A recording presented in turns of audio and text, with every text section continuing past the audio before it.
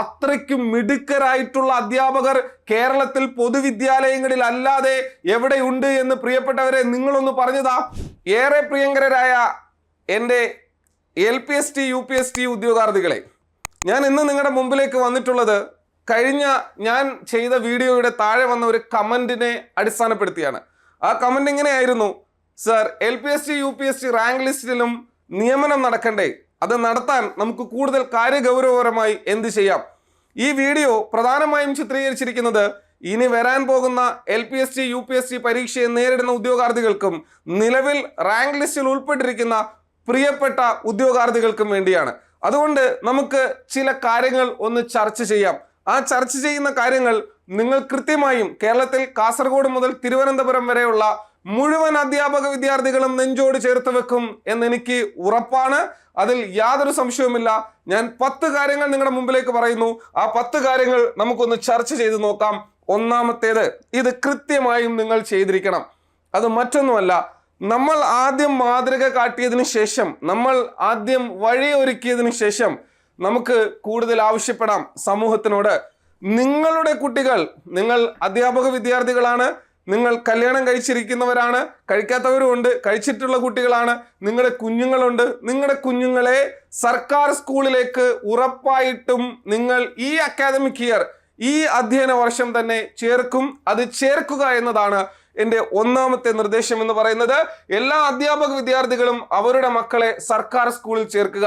നിങ്ങളൊന്ന് ചിന്തിച്ചു നോക്കേ, നമുക്ക് പലപ്പോഴായിട്ട് നമ്മൾ കുട്ടിക്കാലം മുതലേ കേട്ടിട്ടുള്ള ഒരു വസ്തുതാപരമായ ഒരു പഴഞ്ചൊല്ലുണ്ട്, പലതുള്ളി പെരുവെള്ളം എന്ന്.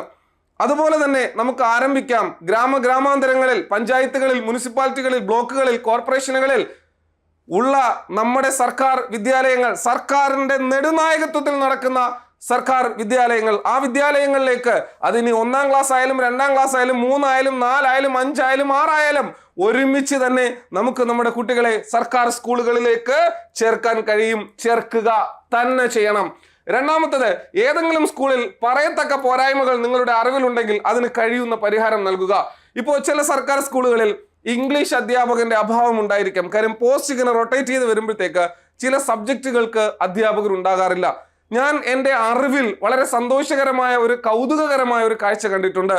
ഒരു സർക്കാർ സ്കൂളിൽ ശനിയാഴ്ച ദിവസവും ഞായറാഴ്ച ദിവസവും അവിടെ പോസ്റ്റ് ഇല്ലാത്ത വിഷയത്തിന് റാങ്ക് ഹോൾഡേഴ്സിൽ നിന്നും കുട്ടികൾ പോയി അവിടുത്തെ കുഞ്ഞുങ്ങൾക്ക് ക്ലാസ് എടുത്ത് കൊടുക്കുന്ന മനോഹരമായിട്ടുള്ള ഒരു കാഴ്ച. അത് മാത്തമാറ്റിക്സിന് കൊടുക്കാറുണ്ട്, ഇംഗ്ലീഷിന് കൊടുക്കാറുണ്ട്, സയൻസ് വിഷയങ്ങൾക്ക് കൊടുക്കാറുണ്ട്. അപ്പോൾ ഏതെങ്കിലും തരത്തിൽ പോരായ്മകൾ ഉണ്ട് എങ്കിൽ അവിടെ ഇൻഫ്രാസ്ട്രക്ചറുമായി ബന്ധപ്പെട്ട് പോരായ്മകൾ കാണാൻ കഴിയില്ല. കാരണം പൊതുവിദ്യാഭ്യാസ സംരക്ഷണ യജ്ഞത്തിന്റെ ഭാഗമായി ഡിജിറ്റലൈസ്ഡ് ക്ലാസ് മുറികളാണ് നമുക്കുള്ളത്. അപ്പോൾ സ്വാഭാവികമായും ഏതെങ്കിലും തസ്തികയുമായി ബന്ധപ്പെട്ട് ഏതെങ്കിലും തരത്തിലൊരു പോരായ്മ അവിടെ ഉണ്ട് എങ്കിൽ സ്വാഭാവികമായിട്ടും അത് പരിഹരിക്കാൻ നിങ്ങൾ കൃത്യമായ വ്യക്തമായ നടപടികൾ എടുക്കുക, അത് ആസൂത്രണം ചെയ്യുക എന്നുള്ളത് എൻ്റെ രണ്ടാമത്തെ നിർദ്ദേശമാണ്. പലതരത്തിലുള്ള ആവശ്യങ്ങൾ ഉണ്ടാകും, ഞാൻ ഓരോന്നും എടുത്ത് എണ്ണി പറയുന്നില്ല. അത് നിങ്ങൾക്ക് പ്രാദേശികമായി വ്യത്യാസം ഉള്ളത് കൊണ്ടാണ്. സ്വാഭാവികമായും അത് നിങ്ങൾ ചെയ്യുമെന്ന് ഞാൻ കരുതുന്നു. നിങ്ങളുടെ കുട്ടികളെ സർക്കാർ സ്കൂളുകളിൽ ചേർക്കുമെന്ന് ഞാൻ കരുതുന്നു. നിങ്ങളുടെ വീടിന് തൊട്ടടുത്തുള്ള, നിങ്ങളുടെ വാർഡിലുള്ള, നിങ്ങളുടെ പഞ്ചായത്തിലുള്ള, നിങ്ങളുടെ മുനിസിപ്പാലിറ്റിയിലുള്ള സർക്കാർ സ്കൂളുകൾ, ആ സ്കൂളുകളിൽ എന്തെങ്കിലും തരത്തിലുള്ള പോരായ്മകൾ ഉണ്ടെങ്കിൽ പരിഹരിക്കാൻ നിങ്ങൾ കൃത്യമായ ഇടപെടൽ നടത്തുമെന്ന് ഞാൻ കരുതുകയാണ്. മൂന്നാമത്തെ കാര്യത്തിലേക്ക് കടക്കാം. സർക്കാർ സ്കൂൾ സംവിധാനങ്ങളുടെ പ്രാധാന്യത്തെക്കുറിച്ചുള്ള ബോധവൽക്കരണം രക്ഷിതാക്കളിൽ നടത്തുക. ഇവിടെ പ്രധാനമായും നിങ്ങൾ മനസ്സിലാക്കേണ്ട ഒരു വസ്തുത എന്ന് പറയുന്നത്, നമ്മളെ സമീപകാലത്ത് നിലവിലെ സർക്കാർ പൊതുവിദ്യാഭ്യാസ സംരക്ഷണ യജ്ഞം എന്ന് പറയുന്ന ഒരു അൾട്ടിമേറ്റ് ആയിട്ടുള്ള ഇന്റൻസിറ്റിയുള്ള ഒരു പദ്ധതി മുന്നോട്ട് വെച്ചു. നമ്മുടെ സംസ്ഥാനത്തെ സർക്കാർ സ്കൂളുകളെല്ലാം സാങ്കേതിക വിദ്യയുടെ ഏറ്റവും ഔന്നത്യത്തിൽ നിന്ന് തന്നെ വിദ്യ ആർജിക്കുന്ന തരത്തിലേക്ക് കുട്ടികളെ മാറ്റി. സോ ഇത് എല്ലാവരിലേക്കും എത്തുന്നുണ്ടോ എന്നുള്ള കാര്യം നിങ്ങളൊന്ന് മനസ്സിലാക്കുക. നിങ്ങൾ തന്നെ അതിന് മറ്റൊരു ഉദാഹരണമാണ്. കാരണം സർക്കാർ സ്കൂളുകളുടെ ഏറ്റവും പ്രാധാന്യം നിങ്ങൾ തന്നെ എന്നതിനുള്ള മറ്റൊരു ഉദാഹരണം എന്ന് പറയുന്നത്, നിങ്ങൾക്ക് യോഗ്യതകളുണ്ട്. നിങ്ങൾ യോഗ്യതകൾ കൊണ്ട് മാത്രമല്ല നിങ്ങൾ ജോലിക്ക് കയറാൻ പോകുന്നത്. നിങ്ങൾ ഒരു വലിയ മത്സര പരീക്ഷയെ നേരിട്ട് ആ മത്സര പരീക്ഷയിൽ ഏറ്റവും മിടുക്കരായി അപ്പിയർ ചെയ്ത് ഇന്റർവ്യൂ പാസ്സായി റാങ്ക് ലിസ്റ്റിൽ വന്നിട്ടാണ് നിങ്ങൾക്ക് ജോലി കിട്ടുന്നത്. അത്രയ്ക്കും മിടുക്കരായിട്ടുള്ള അധ്യാപകർ കേരളത്തിൽ പൊതുവിദ്യാലയങ്ങളിൽ അല്ലാതെ എവിടെയുണ്ട് എന്ന് പ്രിയപ്പെട്ടവരെ നിങ്ങളൊന്ന് പറഞ്ഞതാ. ആ മിടുക്കരായിട്ടുള്ള അധ്യാപകരുടെ കീഴിൽ ശിക്ഷണം ചെയ്യേണ്ടതിന്റെ ആവശ്യകത സമൂഹത്തിന് ഉണർത്തുന്ന തരത്തിലേക്ക് നിങ്ങളുടെ സമയോചിതമായിട്ടുള്ള ഇടപെടലുകൾ ഉണ്ടാകണം. അധ്യാപകര് നിങ്ങളുടെ സ്കൂളുകളിലേക്ക് വരണമെങ്കിൽ അവരുടെ രക്ഷിതാക്കളെ നിങ്ങളൊന്ന് ബോധവൽക്കരണം നടത്തുന്നത് എന്ത് ബോധവൽക്കരണമാണ്? ഇല്ലാത്തത് പറഞ്ഞുകൊണ്ടല്ല, മറിച്ച് നമ്മുടെ സർക്കാർ സ്കൂളുകളിലെ സംവിധാനങ്ങൾ എന്താണ്, അതിന്റെ പ്രാധാന്യം എന്താണ്, എന്തൊക്കെയാണ് അവിടുത്തെ ഇൻഫ്രാസ്ട്രക്ചർ, എന്തൊക്കെയാണ് അവിടുത്തെ അധ്യാപകരുടെ യോഗ്യത, എന്തൊക്കെയാണ് അവിടെ നടക്കുന്നത് എന്നതിനെ കുറിച്ചുള്ള വിശദമായ വിവരങ്ങൾ കിട്ടുന്ന സന്ദർഭങ്ങളിൽ നിങ്ങൾ രക്ഷിതാക്കളുമായി എന്ത് ചെയ്യുക? ചർച്ച ചെയ്യുക, അത് അറിയിക്കുക. നിങ്ങളുടെ ജില്ലകളിലെ പൊതുവിദ്യാലയങ്ങളുടെ എണ്ണം എടുക്കുകയും കൃത്യമായ ഡേറ്റ വിലയിരുത്തുകയും ചെയ്യുക. ഒരു ജില്ല, ഇപ്പോൾ ഉദാഹരണത്തിന് കൊല്ലം ജില്ല എടുക്കുകയാണെങ്കിൽ ആ കൊല്ലം ജില്ലയിലെ പൊതുവിദ്യാലയങ്ങളുടെ എണ്ണം എടുക്കുകയും അവിടുത്തെ വേക്കൻസികൾ കൃത്യമായി കണ്ടെത്തുകയും ആ വേക്കൻസികൾ നിങ്ങൾ ഡേറ്റ ആക്കുകയും ആ ഡേറ്റ നിങ്ങൾ റാങ്ക് ഹോൾഡേഴ്സും അതോടൊപ്പം തന്നെ ഇനി പഠിക്കുന്ന കുട്ടികളും അത് കൃത്യമായി വിശകലനം ചെയ്യുകയും ചെയ്യുക. അത് നിർബന്ധമായും ചെയ്യേണ്ട ഒരു പ്രധാനപ്പെട്ട കാര്യമാണ്. മറ്റൊരു പ്രധാനപ്പെട്ട കാര്യമാണ് റാങ്ക് ലിസ്റ്റിലുള്ളവരും ഇനി പരീക്ഷ എഴുതാൻ പോകുന്നവരും സ്കൂളുകളിലെ അധ്യാപകരുമായി ഒരു നല്ല ബന്ധം പുലർത്തുക. നിങ്ങളെ കാണുമ്പോൾ ഓടുന്ന അധ്യാപകരാക്കരുത് അവരെ. നമ്മൾ ആവശ്യക്കാരാണ്. ആ സ്കൂളുമായി നമുക്കൊരു ബന്ധം വേണം. ആ സ്കൂളിലെ അധ്യാപകരുമായി നമുക്കൊരു ബന്ധം വേണം. അവരെ നിങ്ങൾ പരിചയപ്പെടണം. ഏതൊക്കെ വിഷയങ്ങളാണ് കൈകാര്യം ചെയ്യുന്നത് നിങ്ങൾ മനസ്സിലാക്കണം. അതുകൊണ്ട് തന്നെ ആ സ്കൂളുമായി നല്ലൊരു ബന്ധം നിങ്ങളുടെ നിയമന സാധ്യത വർദ്ധിപ്പിക്കും എന്നതിൽ യാതൊരു സംശയമില്ല. ഇത് കൂട്ടായിട്ട് ചെയ്യേണ്ട ഒരു കാര്യമാണ്. ഇത് കേവലം റാങ്ക് ലിസ്റ്റിന്റെ ടോപ്പ് റാങ്കിലുള്ളവർ മാത്രം ചെയ്യേണ്ടതല്ല. റാങ്ക് ലിസ്റ്റിലുള്ള മുഴുവൻ വിദ്യാർത്ഥികളും ചെയ്യണം. ഇനി LPSC UPSC എഴുതാൻ പോകുന്നവർ മുഴുവനും ചെയ്യണം. ഇനി ഈ യോഗ്യതയ്ക്ക് വേണ്ടി ഇപ്പോൾ BEdോ TTCയോ ചെയ്യുന്ന കുട്ടികളും ചെയ്യണം. എല്ലാവരും കൂടി ചെയ്തേ പറ്റൂ. ഞാൻ നേരത്തെ പറഞ്ഞതുപോലെ ഐക്യമത്യ മഹാബലം. ഓരോ തുള്ളി വീഴുന്നതും ആ തുള്ളിയെ ഒരു പെരുവെള്ളമാക്കി മാറ്റാൻ നിങ്ങളുടെ പ്രവർത്തനത്തിലൂടെ കഴിയുമെന്നതിൽ യാതൊരു സംശയവുമില്ല. അത് നിങ്ങൾ കൃത്യമായി ചെയ്യുക തന്നെ ചെയ്യണം. സർക്കാർ സ്കൂളുകളിൽ അധ്യാപകരുമായി നല്ലൊരു ബന്ധം ഉണ്ടാക്കുക. അതോടൊപ്പം തന്നെ മറ്റൊരു പ്രധാനപ്പെട്ട കാര്യമാണ് PTA, MPTA, SMC, പൂർവ്വ വിദ്യാർത്ഥി യൂണിയൻ എന്നിവയിലുള്ള ഇടപെടൽ. ഇവിടെ നോക്കുക, സ്കൂൾ മാനേജ്മെന്റ് കമ്മിറ്റി 2010 വിദ്യാഭ്യാസ അവകാശ നിയമം മുന്നോട്ട് വെച്ച SMC എന്ന് പറയുന്നത് അല്ലെ. SMC എന്ന് പറയുമ്പോൾ സാധാരണഗതിയിൽ ഈ PTA-യിലും MPTA-യിലും ഒക്കെ കുട്ടികൾ അവിടെ പഠിക്കുന്നുണ്ടെങ്കിൽ മാത്രമേ നമുക്ക് അംഗമാകാൻ കഴിയൂ. എന്നാൽ SMC-യിൽ അങ്ങനെയല്ല. SMC-യിൽ അംഗമാകാൻ കഴിയുന്നത് ആ പ്രദേശത്തെ പൗരപ്രമുഖന്മാർക്കും ആ പ്രദേശത്തെ വിദ്യാഭ്യാസമുള്ളവർക്കും സാംസ്കാരിക, കായിക, നവോത്ഥാന മേഖലകളിൽ നിൽക്കുന്ന ആൾക്കാർക്കും ഈ SMC-യിൽ മെമ്പറാകാം. അതുകൊണ്ട് തന്നെ നിങ്ങളുടെ കുട്ടികൾ ആ സ്കൂളിൽ പഠിക്കുന്നില്ല എങ്കിൽ, നിങ്ങൾക്ക് കുട്ടികളില്ല, പഠിക്കാൻ പ്രായമുള്ള കുട്ടികളില്ല എങ്കിൽ നിങ്ങൾക്ക് അവിടുത്തെ SMC-യിൽ അംഗമായി സ്കൂളിന്റെ പ്രവർത്തനങ്ങൾ വിലയിരുത്താം. സ്കൂള് നമ്മുടെ വീടാണ്. ഈ സ്കൂളിലാണ് നിങ്ങൾ ഇനി വർഷങ്ങളോളം ജീവിക്കാൻ പോകുന്നത്. ആ സ്കൂളുകളിൽ വരുന്ന കുരുന്നുങ്ങളെ സ്വന്തം കുഞ്ഞുങ്ങളായി കണക്കാക്കിയാണ് നിങ്ങൾ വിദ്യ അഭ്യസിപ്പിക്കാൻ പോകുന്നത്. അതുകൊണ്ട് തന്നെ ആ സ്കൂളിൽ SMC-യിലോ നിങ്ങളുടെ കുട്ടികൾ അവിടെ പഠിക്കുന്നുണ്ടെങ്കിൽ PTA-യിലോ നിങ്ങളുടെ കുട്ടികൾ അവിടെ പഠിക്കുന്നുണ്ടെങ്കിൽ MPTA-യിലോ, അതല്ല നിങ്ങൾ അവിടെ കുട്ടികളില്ല എങ്കിൽ SMC-യിൽ കയറാൻ പറ്റിയില്ല എങ്കിൽ നിങ്ങൾ അവിടെ പഠിച്ചിട്ടുള്ള ആളാണ് എങ്കിൽ പൂർവ്വ വിദ്യാർത്ഥി യൂണിയനിലോ പങ്കെടുത്ത് സ്കൂളുമായി ഒരു ബന്ധമുണ്ടാക്കി സ്കൂളിന്റെ നല്ല നടത്തിപ്പിന് വേണ്ടി, സ്കൂളിന്റെ പുരോഗതിക്ക് വേണ്ടി പ്രവർത്തിക്കാൻ സജ്ജമാവുക കൂടി വേണം. ആസ് എ ടീച്ചർ എന്നുള്ള നിലയിൽ ഇറ്റ്സ് യുവർ റെസ്പോൺസിബിലിറ്റി ആണ്, അത് നമ്മുടെ റെസ്പോൺസിബിലിറ്റിയാണ് എന്ന് പൂർണ്ണമായി തിരിച്ചറിയുകയും വേണ്ടേ? അത് ചെയ്യണം. നിങ്ങൾ ചെയ്യുമെന്ന് ഞാൻ കരുതുന്നു. താണ്ട് നോക്കുക, DDE, DEO, AEO എന്നീ വിദ്യാഭ്യാസ സംവിധാനങ്ങളുമായി നല്ല ബന്ധം പുലർത്തുക. അവിടെ പോയി ബഹളം വെക്കരുത്. അവിടെയുള്ള ക്ലറിക്കൽ സ്റ്റാഫുമായി പോയി ഇവിടുന്ന് ബഹളം വെക്കരുത്.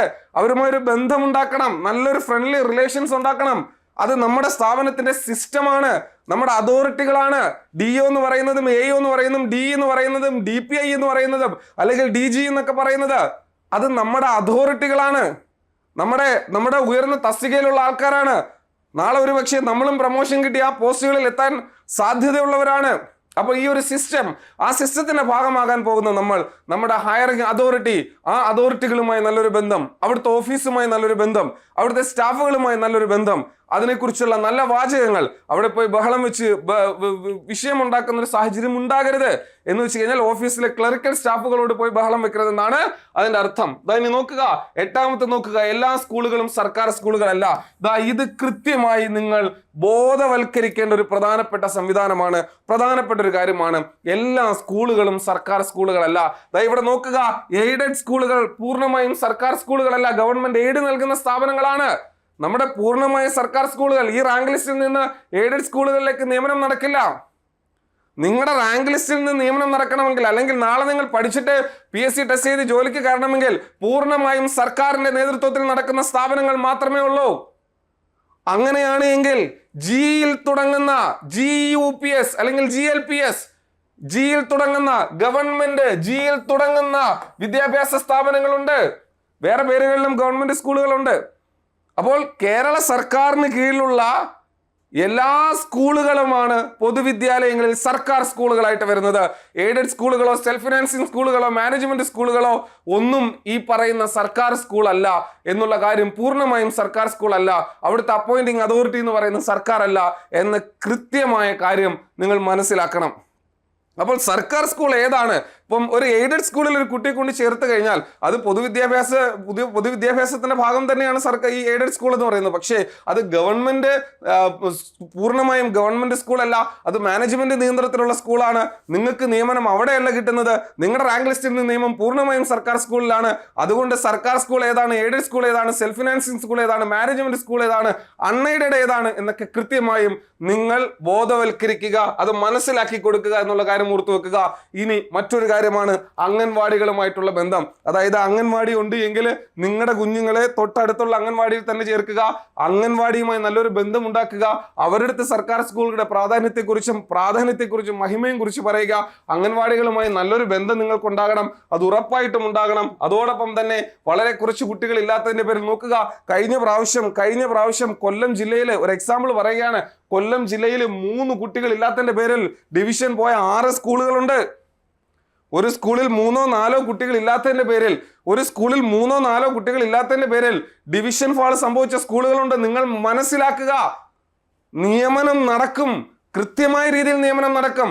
വസ്തുതാപരമായി കാര്യങ്ങളെല്ലാം കൃത്യമായി നിങ്ങൾ പാലിക്കുകയാണെങ്കിൽ, ശക്തമായി നിങ്ങൾ പ്രവർത്തിക്കുകയാണെങ്കിൽ അതൊരിക്കലും റാങ്ക് ഹോൾഡേഴ്സ് മാത്രമല്ല, റാങ്ക് ലിസ്റ്റിലുള്ളവർ മാത്രമല്ല, എഴുതാൻ പോകുന്നവർ മാത്രമല്ല, യോഗ്യതയുള്ളവർ മാത്രമല്ല, ഇപ്പോൾ പഠിച്ചുകൊണ്ടിരിക്കുന്ന ഉദ്യോഗാർത്ഥികൾ, അധ്യാപക വിദ്യാർത്ഥികൾ ഉൾപ്പെടെ കൃത്യമായ വ്യക്തമായ ധാരണയോടുകൂടിയ ശാസ്ത്രീയ പ്രവർത്തനങ്ങൾ നടത്തിയേ പറ്റൂ.